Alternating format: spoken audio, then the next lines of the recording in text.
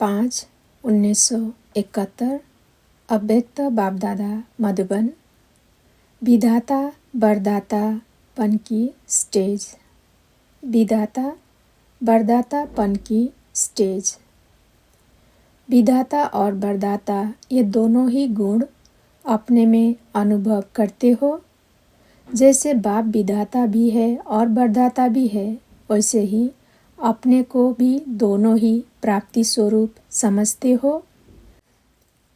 जितना जितना वरदाता बनते जाएंगे, उतना ही वरदाता बन वरदान देने की शक्ति बढ़ती जाएगी। तो दोनों ही अनुभव होते हैं। वह अभी सिर्फ विधाता का पाठ है। अंत में वरदाता का पाठ होगा। क्या समझती हो? कोई ने कहा दोनों पाठ अभी चल रहे हैं, कोई ने कहा अभी एक पाठ चल रहा है। वरदान किन आत्माओं को देते हो और वरदाता किसके लिए बनते हो? एक होता है नॉलेज को देना, दूसरा है वरदान रूप में देना। तो विधाता हो या वरदाता हो, किन्हों को वरदान देती हो?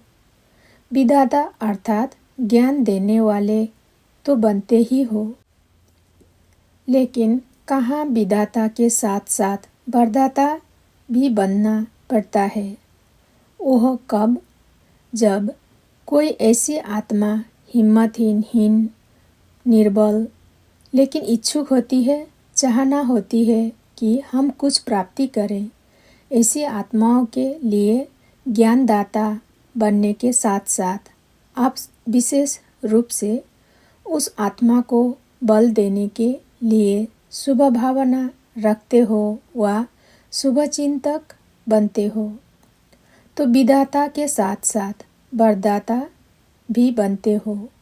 एक्स्ट्रा बल अपनी तरफ से उनको वरदान के रूप में देते हो। तो वरदान भी देना होता है और दाता भी बनना होता है, इसलिए दोनों ही हो। यह अनुभव कब किया है? भक्ति मार्ग में साक्षात्कार द्वारा वरदान प्राप्त होता है, क्योंकि वह आत्माएं इतनी निर्बल होती है जो ज्ञान धारण नहीं कर सकती, स्वयं पुरुषार्थी नहीं बन सकती, इसलिए वरदान की इच्छा रखती हैं और वरदान रूप में उनको कुछ न कुछ प्राप्ति होती है। इस रीति जो कमज़ोर आत्माएं आपके सामने आती है, जिन आत्माओं की इच्छा को देखकर तरस की, रहम की भावना आती है, रहम दिल बन अपनी सभी शक्ति की मदद दे उनको ऊंचा उठाना। यह है वरदान का रूप। अभी बताओ कि दोनों ही हो या एक? कोई आत्माओं के प्रति आप लोगों को विशेष प्रोग्राम भी रखने पड़ते हैं, क्योंकि अपनी शक्ति से वह धारण नहीं कर पाते। तो शक्ति का वरदान देने वाली शिव शक्तियाँ हो। इसलिए सुनाया कि अभी ज़्यादा सर्विस चलनी है नॉलेज के विधातापन की। अंत में नॉलेज देने की सर्विस कम हो जाएगी, वरदान देने की सर्विस ज़्यादा होगी। इसलिए अंत के समय वरदान लेने वाली आत्माओं में वही संस्कार मर्ज हो जाएंगे और वही मर्ज हुए संस्कार द्वापर में भक्त के रूप में इमर्ज होंगे। तो अभी नॉलेज अर्थात ज्ञान के दाता की सर्विस है, फिर वरदाता की होगी। समझा? फिर इतना समय ही नहीं होगा, न आत्माओं में शक्ति होगी, इसलिए वरदाता बन वरदान देने की सर्विस होगी। अभी यह सर्विस कम करते हो, फिर ज़्यादा करनी होगी। अभी बारिश बनाने की सर्विस है, फिर होगी सिर्फ प्रजा बनाने की सर्विस। परंतु थोड़े समय में इतनी प्रजा बनाने के लिए वरदाता मूर्त बनने के लिए मुख्य क्या अटेंशन रखना पड़े? वरदाता मूर्त बन थोड़े समय में अनेक आत्माओं को वरदान दे सकें, उसके लिए क्या करना पड़े? वरदाता बनने के लिए मुख्य पुरुषार्थ यही करना पड़े, बार बार जो भक्ति मार्ग में गायन किया है कि वारी जाऊं, यह गायन अगर प्रैक्टिकल में कर लो तो जिसके ऊपर वारी जाते हैं वह आपको भी सर्व वरदान देकर वरदाता मूर्त बना देते हैं। तो हर समय, हर कर्म में, हर संकल्प में यह सोचो कि वारी जाऊं का जो जीवन दिया था वह पालन कर रही हूँ। तो बाप वरदाता मूर्त है ना? आप सभी भी बाप समान वरदाता मूर्त बन जाते हो। तो इतनी चेकिंग करते हो? एक संकल्प भी किसके प्रति न हो। जो भी संकल्प उठता है उसमें बाप के प्रति कुर्बान का, वारी जाने का रहस्य भरा हुआ हो। ऐसी चेकिंग करो तो फिर माया सामना करने का साहस रख सकेगी? सामना करने का साहस नहीं रखेगी, लेकिन बार बार नमस्कार कर विदाई लेगी। समझा? तो ऐसा बनने के लिए इतनी चेकिंग चाहिए। और दूसरी बात, वरदानी मूर्त बनने के लिए सर्वशक्तियों को अपने में देखना चाहिए कि कितना स्टॉक जमा किया है जो दूसरे को दे सकूं। अगर जमा ही नहीं किया होगा तो दूसरे को क्या देंगे? तो वरदानी मूर्त बनने के लिए सर्वशक्तियों को अपने में इतना जमा करना पड़े जो दूसरे को दे सके। इतना जमा का खाता है, वह कमाया और खाया, यह रिजल्ट है। एक होता है कमाया और खाया, दूसरा होता है जमा करना, और तीसरा होता है जो इतना भी नहीं कमा सकते जो स्वयं को भी चला सके। दूसरे की मदद ले अपने को चलाना पड़ता है। तो तीसरी स्टेज व दूसरे स्टेज से पार हुए हो, वह है कमाया और खाया, और पहली स्टेज है जमा करना। दूसरी और तीसरी स्टेज है कमाया और खाया, पहली स्टेज है जमा करना। तो रोज़ अपना बैंक बैलेंस देखते हो। बहुत भिखारी भीख मांगने के लिए आएंगे, तो इतना ही जमा करना पड़े जो सभी को दे सको। जमा करने सीखे हो? कितना जमा किया है? खाते से तो पता लग जाता है ना। अपना खाता देखा है? कई ऐसे भी होते हैं जो निकाल कर खा जाते हैं, मालूम नहीं पड़ता है। फिर जब अचानक खाता देखते हैं तो समझते हैं कि यह क्या हो गया, ऐसे तो यहाँ होंगे ही नहीं। अच्छा, जमा किया हुआ खाता वाले का विशेष गुण व कर्तव्य क्या दिखाई देगा?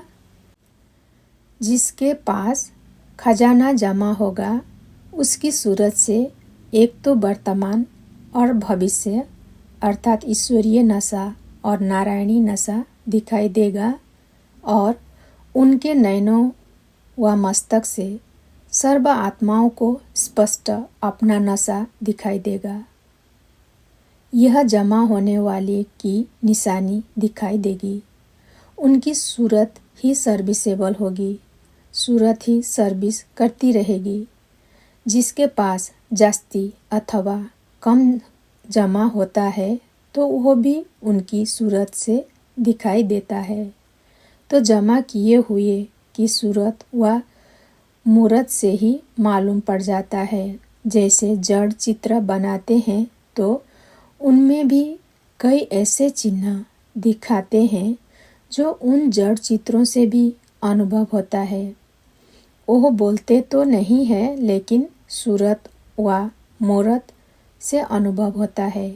ऐसे ही आपकी यह सूरत हर संकल्प, हर कर्म को स्पष्ट करेगी। तो अपने आप को ऐसा चेक करो कि मेरी सूरत से कोई भी आत्मा को नशा व निशाना दिखाई देता है।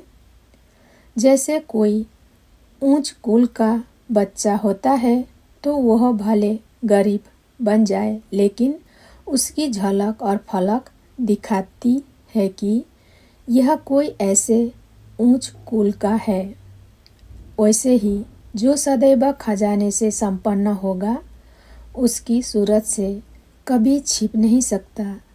आपके पास दर्पण है, सदैव साथ रखते हो, हर समय दर्पण देखते रहते हो।